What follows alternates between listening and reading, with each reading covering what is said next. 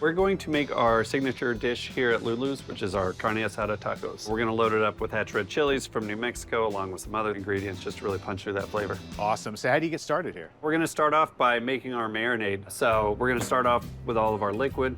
This is pineapple, orange juice, lime juice. That sweetness really helps the char on the outside of the steak. The lime juice kind of helps tenderize it as it's cooking. After the juices, Cable adds garlic, shallots, jalapenos, and a parade of dried ingredients before adding the star of the show. Now we're gonna go with our hatch red chilies from New Mexico. This is the green chili that has been dried out. You get a lot of sweet, mild heat with this chili. Just about every New Mexico dish, hatch chilies, that's gonna be the foundation, right? Absolutely, everywhere you go, you're gonna get red or green, you're gonna get a little bit of both, and they call it Christmas style. All right, Christmas, and it's that time of year. It's perfect. And then we have black soy. Ooh. We have citrus vinegar, and then canola oil.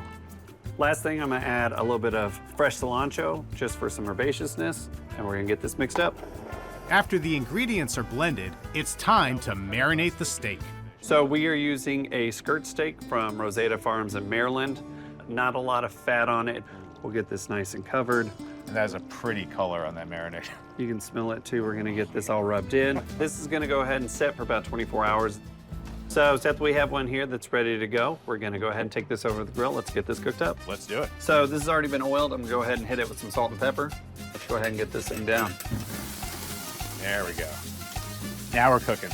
I'm gonna go ahead and oil it, get salt and pepper on the other side.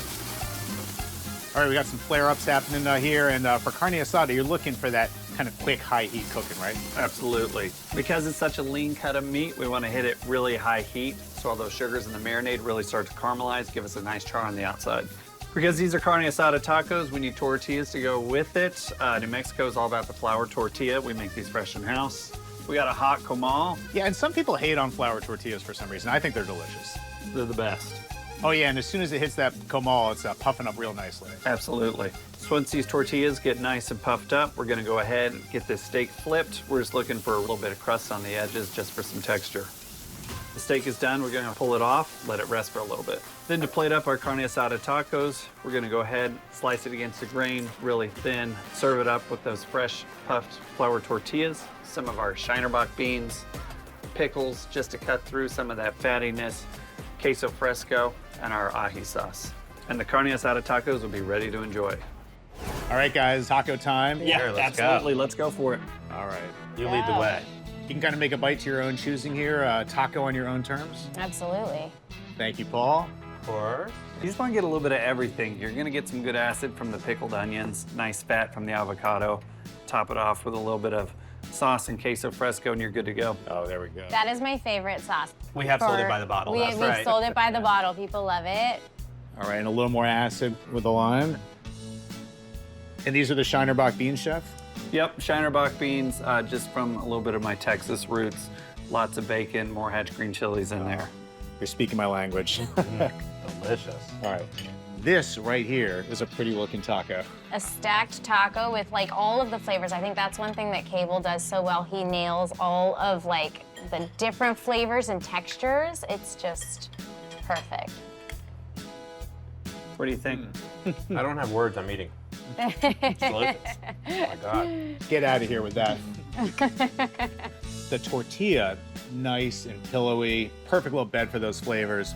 Love the acidity. That's my favorite part. Between the pickled onions and the sauces and the lime, it's just like that bomb of acidity is delicious. The hatch chili isn't too spicy, doesn't overpower any wines you might be doing with it. I think it just turns out just right. All right. Obviously, it is a wine garden. What are we drinking with this, Paul? So we're gonna be pouring some wine from Mexico. From Mexico. Yeah, so we really like showcasing certain regions of the world, but one of the regions that we love is just Mexico. Historically, Mexico is the home of wine in the Western Hemisphere. It originated when missionaries came to Mexico and started planting grapes just for their own consumption. It is a combination of Nebbiolo, which is the primary grape here, and there's a little Cabernet to kind of blend it out. Sounds good to me. Yeah, let's try it out. Cheers, guys. Salud. That's amazing. Really good. Yeah. really kind of almost like berry forward, a Yeah. little sweetness in there. Of course. I think the chill that has on this wine also just makes it so approachable with all the different like peppers and spices and stuff like that comes with Southwestern cuisine and this dish in particular. Hey, Seth here. If you want to discover more of the incredible restaurants in the DMV, hit subscribe. Thanks for watching Signature Dish.